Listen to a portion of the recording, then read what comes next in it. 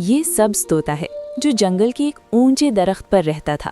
اس کے پر چمکدار سبز تھے اور اس کے دل میں اللہ پر پورا یقین تھا۔ وہ ہر صبح اللہ کا شکر ادا کرتا اور خوشی خوشی اڑتا پھرتا تھا۔ ایک دن جنگل میں سخت گرمی پڑی، سورج آگ برسانے لگا، ندی سوکھنے لگی اور پرندے پیاس سے بے حال ہو گئے۔ سب پرندے پریشان تھے، کچھ رو رہے تھے اور کچھ مایوس ہو چکے تھے۔ تب سبز طوطا بولا کہ مایوس نہ ہو، اللہ سب دیکھ رہا ہے۔ کچھ پرندوں نے کہا کہ پانی ختم ہو گیا ہے، اب کیا ہوگا؟ سبز طوطا خاموشی سے ایک شاخ پر بیٹھ گیا۔ اس نے آنکھیں بند کی اور دل سے دعا کی، یا اللہ تو ہی ہمارا مالک ہے، ہم کمزور ہیں، ہمیں پانی عطا فرما۔ کچھ ہی لمحوں بعد ہوا ٹھنڈی ہونے لگی، آسمان پر بادل چھا گئے اور پھر اللہ کی رحمت برسنے لگی۔ تیز بارش ہوئی اور ندی دوبارہ بہنے لگی۔